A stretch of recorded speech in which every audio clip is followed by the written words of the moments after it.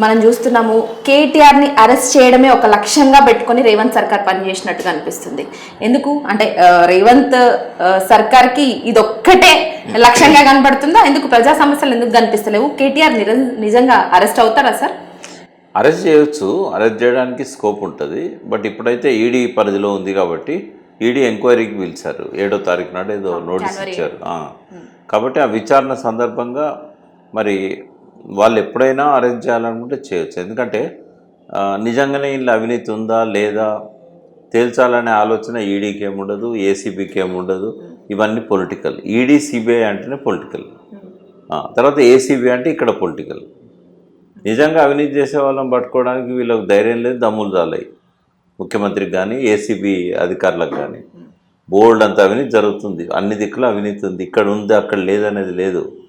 భక్త ప్రహ్లాదులో పద్యం ఉంది, ఇందుగలదు అందు లేదనే సందేహం వలదు, అవినీతి ఎక్కడ వెతుకుతే అక్కడే దొరుకుతుంది.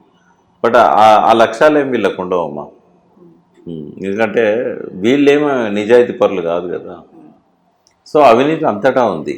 రాజకీయ కక్ష కోసమే, బురద జల్లడం కోసం, అప్రతిష్ట పాలు చేయడం కోసం, ప్రజలను నమ్మించడం కోసం ఎంక్వైరీలు ఇవన్నీ పెడతారు. నిజంగానే ఇవన్నీ తేలుస్తాయంటే ఏం తెలియవు. అవినీతి కనుక ఉంటే 10 ఏళ్లలో బీజేపీ ప్రభుత్వం కేంద్రంలో ఉంది. కేసీఆర్తో లాస్ట్ 5-6 ఏళ్ళ నుంచి వైరం ఉంది బీజేపీకి.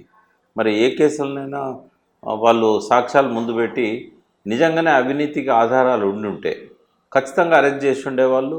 ముఖ్యమంత్రిగా ఎన్నడో ఆయనను దించేసేవాళ్ళు. బట్ అటువంటిది ఏది లేదని వాళ్ళే చెప్పారు పార్లమెంట్లో.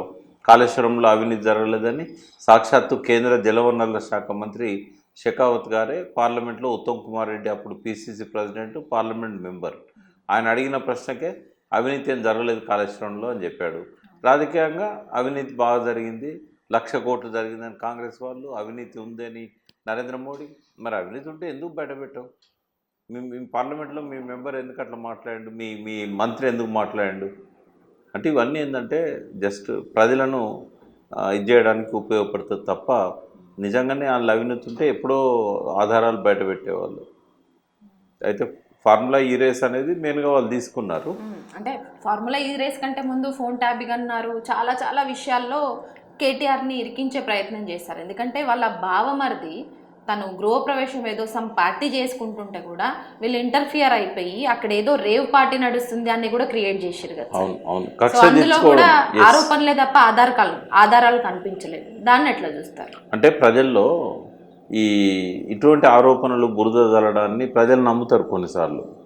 తర్వాత దానిలో ఎంక్వైరీ జరిగి ఇలా ఏం లేదు అని చెప్పి ఆ వార్త మీడియా ప్రసారం చేయదు. ఒకవేళ చేసినా కూడా ప్రజలు దాన్ని పట్టించుకోరు. అంటే బురద జల్లడాన్ని ప్రజలు ఎంజాయ్ చేస్తున్నారు, నమ్ముతున్నారు. మరి అటువంటిప్పుడు ఇటువంటివన్నీ వస్తూ ఉంటాయి.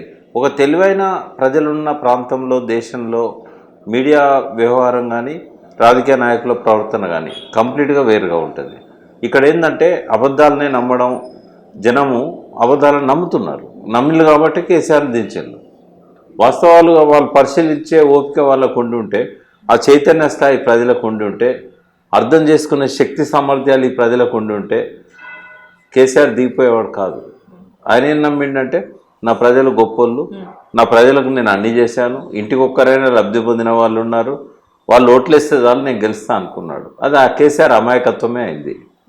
రెండవది టీఆర్ఎస్ పార్టీ కూడా మేము అన్నీ చేసినామని చెప్పారు కానీ నిరుద్యోగులకు అర్థమయ్యేటట్టుగా ఉద్యోగాలు మేమే కల్పించినాం దేశంలో అందరికంటే ఎక్కువగా, ఉద్యోగాల పరిస్థితికి ఇది ఉన్నాయి, ఇవి నోటిఫికేషన్లు ఇచ్చిన ఇవి అని విడమర్చి అర్థమయ్యేటట్టుగా వాళ్ళు చెప్పలేదు. ప్రజలకు ఆ సమాచార లోపం ఉంది, అవగాహన లోపం ఉన్నది. ఇదంతా నడుస్తున్నప్పుడు ఇటువంటివే రాజ్యం వెళ్తాయి. రేవంత్ రెడ్డి ఏది చెప్తే అదే నమ్మే పరిస్థితి ప్రజల్లో వచ్చేసింది. కాబట్టి ఇప్పుడు కేటీఆర్ అవినీతి పరుడా కాదా అని తేల్చాలంటే ఎంక్వైరీ జరగాలి. ఎంక్వైరీ అయిన తర్వాత ఆడే ఆధారాలు దొరకవు. ఎందుకంటే అక్కడ అవినీతే లేదు కదమ్మా. ఎందుకంటే ఈ అమౌంట్ అంతా కూడా ఒక అకౌంట్లోకి ట్రాన్స్ఫర్ అయింది కదా. అవును సార్. ఎందుకంటే 55 కోట్లు అనేది ఓపెన్గానే తను హెచ్ఎండిఏ వైస్ చైర్మన్ హోదాలో ఇవ్వమని, ఫారెన్ కంపెనీకి ఇవ్వమని తనే ఓపెన్గా చెప్పుకున్నారు, ఒప్పుకున్నారు కూడా. మరి ఇందులో ఏసీబీ ఇంటర్ఫియర్ అవ్వడానికి రీజన్స్ ఏమనుకుంటున్నారు? కేవలం కక్ష సాధింపే, వేరే ఏ రీజన్ లేదు. ఎందుకంటే ఇక్కడ అవినీతి లేదు. ఒకవేళ అవినీతి ఉందన్నా కూడా అది తేల్చడానికి ఒక హౌస్ కమిటీ లేకుంటే ఒక ఎంక్వైరీ కమిటీ వేయాలి. ఇంకోటి ఇది వాళ్ళు వచ్చి అడిగితే ఇచ్చిన ప్రాజెక్ట్ కాదు. ఇప్పుడు ఫారిన్ కంట్రీ నుంచి వాళ్ళు వచ్చి ఇది మాకు ఇవ్వండి, మాకు ఇస్తే మేము చేస్తాము, మీకు ఇంత కమిషన్ ఇస్తామని అడిగింది కాదు అది.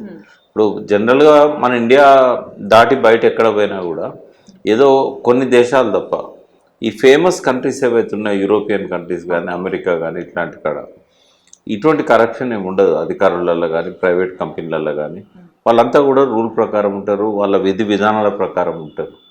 ఈ మన దగ్గరనే ప్రతి దగ్గర అవినీతి కనబడుతూ ఉంటుంది. అయితే వీళ్ళు అట్లా నమ్మడానికి కారణం ఏంటంటే ఇంత అమౌంట్ ఒకసారి ట్రాన్స్ఫర్ చేసిండు ఎలక్షన్ టైంలో. ఆయన తాపత్రయం ఏంటంటే హైదరాబాద్ కీర్తి ప్రతిష్టలు పెంచుదాము, 192 దేశాలు పోటీపడ్డ ప్రాజెక్టు మనం తెచ్చుకోగలిగినాం. అదివరకు ఉన్న కంపెనీ వెనక్కి పోయింది, గ్రీన్కో కంపెనీ వెనక్కి పోయింది కాబట్టి మనం దీన్ని ఏదన్నా చేద్దాము. గ్రీన్కో ఎందుకు వెనక్కి పోయింది కారణం అంటే వర్కౌట్ అవుతలేదు మాకు, దానివల్ల లాసే తప్ప లాభం లేదని. అయితే లాస్ వచ్చే ప్రాజెక్టును ఇంకొకరికి ఇస్తే వాళ్ళకి ఎట్లా లాభం వస్తుంది?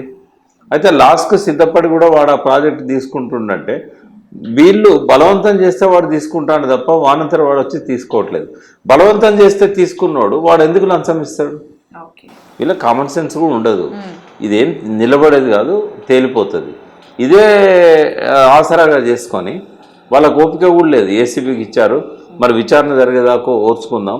ఈడీకి ఏం తొందర వచ్చిందమ్మా?